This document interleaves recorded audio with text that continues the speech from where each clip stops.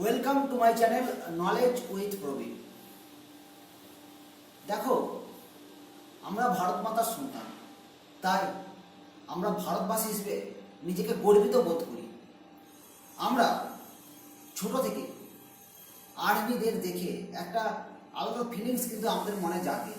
আমরা চাই ভারত মাতার হয়ে সেবা করতে, ভারত মাতার সেবা করতে।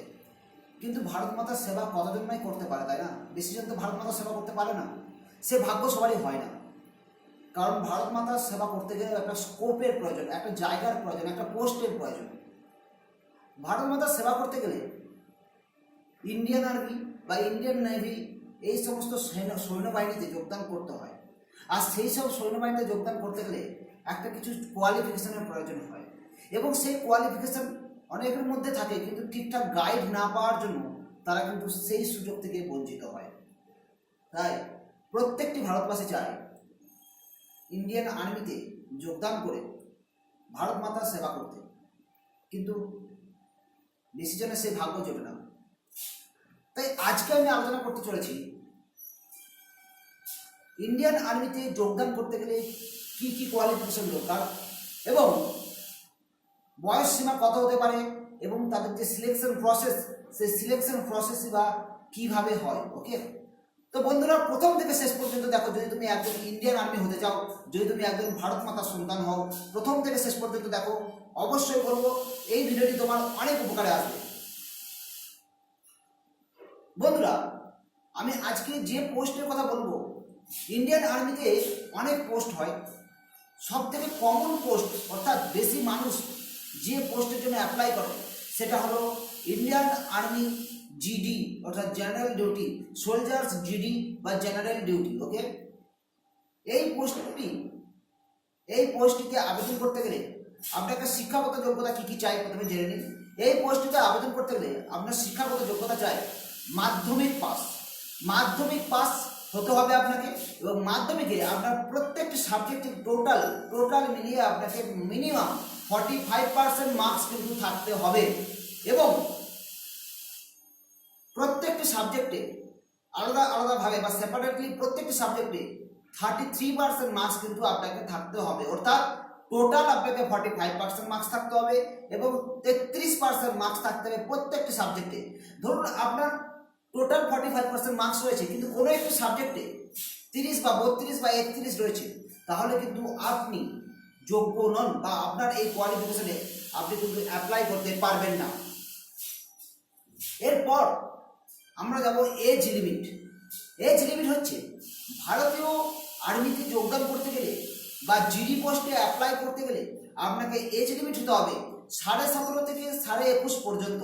অর্থাৎ 17.5 বছর বয়স হলে আপনি অ্যাপ্লাই করতে শুরু করবেন, এবং 21.5 বছরের বেশি বয়স হলে আপনি আর অ্যাপ্লাই করতে পারবেন না। আশা করবো আপনি বুঝতে পারলেন যে এজ লিমিটটা কতটা গুরুত্বপূর্ণ। এরপর যেটা বলবো সেটা হচ্ছে হাইট। দেখো বন্ধুরা, সকলের হাইট সমান হয় না, কারো হাইট কম হয়, কারো হাইট বেশি হয়। যাদের মোটামুটি 169 সেন্টিমিটার বা তার বেশি হাইট বা উচ্চতা রয়েছে, তারা কিন্তু যোগ্য এই পোস্টে অ্যাপ্লাই করার জন্য। অর্থাৎ আপনার যদি উচ্চতা 169 সেন্টিমিটার বা তার বেশি হয়, তাহলে কিন্তু আপনি অ্যাপ্লাই করতে পারবেন। দেন চেস্ট মাপা হয় 77, অর্থাৎ 77 সেন্টিমিটার।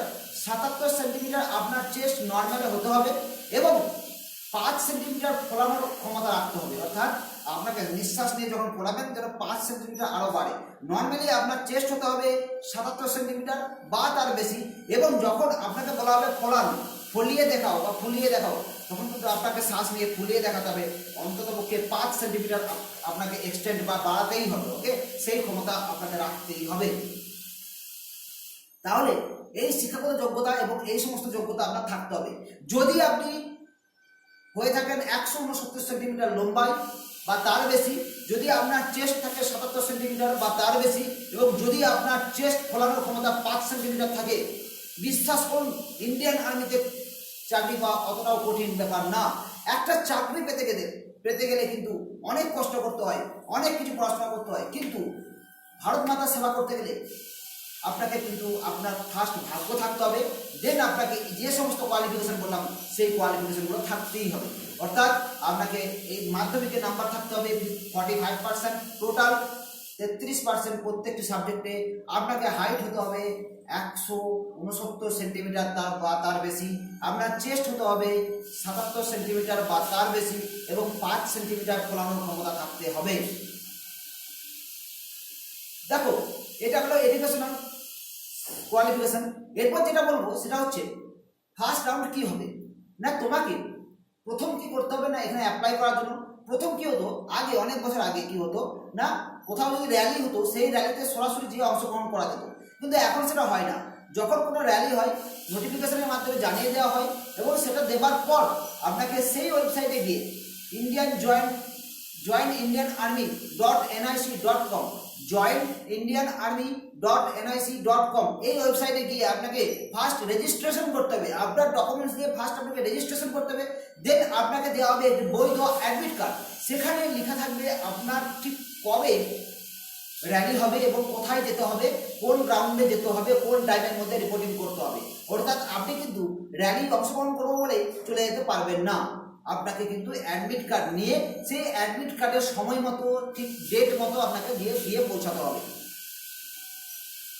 প্রথমে কি করা হয়, র্যালিতে যাবার পর প্রথমে করা হয় যে আপনাকে ফার্স্ট যখন আপনি র্যালির মধ্যে ঢুকবেন তখনই আপনাকে চেক করা হবে আপনার হাইট। আপনার হাইট 169 সেন্টিমিটার তার বেশি আছে কিনা সেটা কিন্তু ওখানে দেখা হয়। 169 সেন্টিমিটার বা তার বেশি আছে কিনা সেটা ওখানে ফার্স্ট দেখা হয়। যদি আপনার হাইট 169 সেন্টিমিটার কম হয় তাহলে কিন্তু আপনাকে ওখানে রিজেক্ট করা হতে পারে। ওকে, নেক্সট স্টেপ, এরপর আপনাকে ছুটতে হবে বা আপনার যে রানিং সে রানিং বা দৌড়াতে হবে আপনাকে 1600 কিলোমিটার আপনাকে দৌড়াতে হবে। তার জন্য টাইম থাকবে 5.5 মিনিট, অর্থাৎ 5 মিনিট 30 সেকেন্ড আপনি টাইম পাবেন। সেই টাইমের মধ্যে আপনাকে কমপ্লিট করতে হবে। এটা হচ্ছে পরের নেক্সট প্রসেস। যদি আপনি কমপ্লিট করেন তো ভালো, পরের প্রসেসে আপনি যেতে পারবেন। যদি আপনি কমপ্লিট করতে না পারেন তাহলে আপনাকে ওখান থেকেই ফিরে আসতে হবে। নেক্সট, যদি আপনি কমপ্লিট করেন তাহলে তারপর কি হবে, যদি আপনি কমপ্লিট করেন তারপর আপনার কাজ হবে একটা পুল আপস করা। পুল আপস আপনারা যাতে জানেন পুল আপস কিরকম জিনিস। পুল আপস মানে জাস্ট একটা কিছু থাকবে এখানে রড, সেই রডে ধরে আমাকে জাস্ট উপরে উঠতে হবে এবং নামতে হবে, উঠতে হবে এবং নামতে হবে। ওকে, এটাকে পুল আপস বলে। এই পুল আপস আপনাকে 10টা করে দেখাতে হবে। 10টা পুল আপস কিন্তু আপনাকে করে দেখাতেই হবে এবং আপনি আপনার মতো তাড়াহুড়ো করে দেখিয়ে দিলে হবে না। ওখানে অফিসার থাকবে, অফিসার আপনাকে বলবে টাইম মতো আপ বললে আপ হতে হবে, ডাউন বললে ডাউন হতে হবে, আপ বললে আপ হতে হবে, ডাউন বললে ডাউন হতে হবে। তবেই কিন্তু এইভাবে 10টা কমপ্লিট করলে তবেই কিন্তু তুমি পাস করবে। এবং এটা পাস করার পর তোমার যে প্রসেস থাকবে, তোমার চেস্ট দেখে নেওয়া হবে। চেস্ট দেখে নেওয়া হবার পর তোমাকে মোটামুটি যে এটা ফিজিক্যাল বা দৈহিক সক্ষমতার পরীক্ষা, এটা তোমাকে কিন্তু মোটামুটি কমপ্লিট হলো। হ্যাঁ, এখানে কিন্তু দৈহিক সক্ষমতা পরীক্ষা শেষ নয়, আরও কিছু প্রসেস রয়েছে।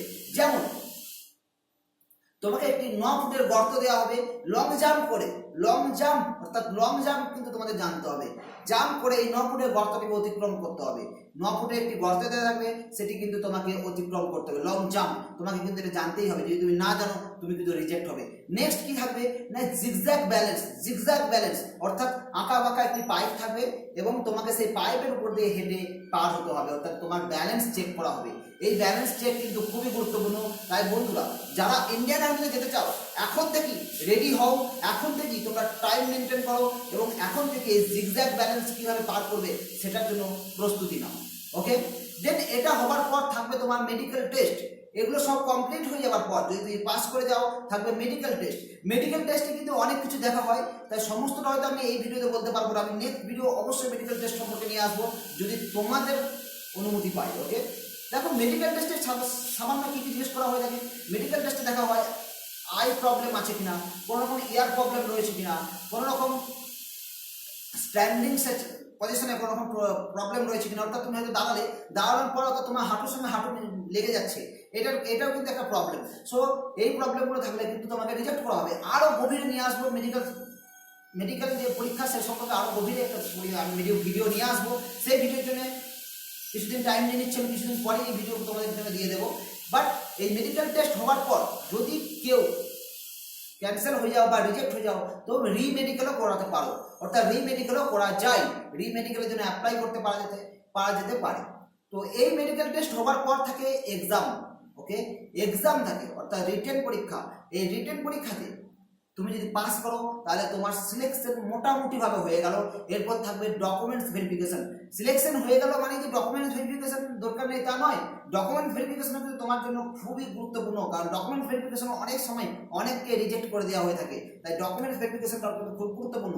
তো এইভাবে ডকুমেন্টস ভেরিফিকেশনও যদি পাস করে যাও তাহলে কিন্তু ইন্ডিয়ান আর্মিতে যোগদানের যে প্রসেস সেটা কিন্তু তোমার জন্য কমপ্লিট। ওকে ভাই, একটা কথা ভালো করে বোঝো, যদি তোমার মনে আশা থাকে যে আমি ইন্ডিয়ান আর্মিতে কাজ করব, যদি তুমি চাও ভারত মাতার সন্তান হিসেবে আমি কাজ করব, যদি তুমি চাও ভারত মাতার সেবা করব, তাহলে ভাই 12 বছর বয়স থেকেই কিন্তু আমরা অনেক স্টুডেন্টকে আমি দেখেছি, অনেক ছেলে মেয়েদের দেখেছি যারা 12 বছর 13 বছর বয়স থেকেই তারা ঠিক করে নেয় যে তারা কি হবে, তারা ঠিক করে নেয় তারা ইন্ডিয়ান আর্মিতে যোগদান করবে। তারা 12-13 বছর বয়স থেকেই কিন্তু তারা তাদের যে র্যালি 1600 কিলোমিটার ছুটার যে প্র্যাকটিস সেটা শুরু করে দেয়। তো 1600 কিলোমিটার তোমরা প্র্যাকটিস শুরু করো, কিন্তু একটা কথা তোমাদের আমি বলবো, 1600 কিলোমিটার বলে প্রায় ওরা 2000 কিলোমিটারের মতো ছুটিয়ে থাকে বা 2000 কিলোমিটার ওরা ছুটিয়ে দেয়। তো 1600 কিলোমিটার নয়, তোমরা 5.5 মিনিটে প্রায় 2000 কিলোমিটার প্র্যাকটিস করো।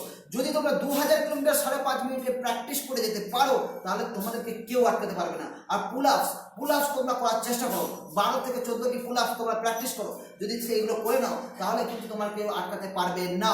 আর যদি তোমার উচ্চতা 169 সেন্টিমিটার থাকে, যদি তোমার চেস্ট 77 সেন্টিমিটার থাকে এবং যদি তুমি 5 সেন্টিমিটার ফোলানোর ক্ষমতা তোমার থাকে তাহলে কিন্তু তোমাকে কেউ আটকাতে পারবে না। যদি তুমি মন থেকে চাও ভারত মাতার সেবা করতে তাহলে তোমাকে একদিন না একদিন সফল তুমি হবেই, এটা কিন্তু আমি বলছি হতেই হবে। এবং যারা 5-6টা র্যালি অ্যাটেন্ড করেছে, প্রথম র্যালিতেই হয়তো অনেকে পারে না, 4-5টা র্যালি 5-6টা র্যালি অ্যাটেন্ড করার পর তারা কিন্তু সফল হয়েছে। অর্থাৎ সফল যদি হতে হয় তাহলে আপনাকে ধৈর্য ধরতে হবে, আপনাকে কন্টিনিউ করতে হবে। একটা র্যালিতে কেউ বিফল হবার পর কেউ ছেড়ে দিলে তার দ্বারা কিছু হবে না। একটা র্যালিতে বিফল হতেই পারে, মানুষ একবারে সফল হয় না, মানুষের বারবার ব্যর্থতা আসে, সেই ব্যর্থতা থেকে সে সফলতা পায়, এটা তোমাদের মাথায় রাখতে হবে। আর হ্যাঁ, ইন্ডিয়ান আর্মি এমন একটা পোস্ট যে পোস্টে মানুষ প্রচুর সম্মান করে, এই সম্মানের জন্যই ইন্ডিয়ান আর্মিতে কাজ করে তুমি গর্বিত বোধ করবে। এবং তাই বলছি, একবার নয় বারবার চেষ্টা করো। আর হ্যাঁ, র্যালিতে যাবার আগে তুমি 1600 কিলোমিটারের জায়গায় 2000 কিলোমিটার 5.5 মিনিটে প্র্যাকটিস করে যাও, কমপ্লিট করে যাও। দেন জয় হিন্দ, বন্দে মাতরম, ভারতবাসী, আমি গর্বিত।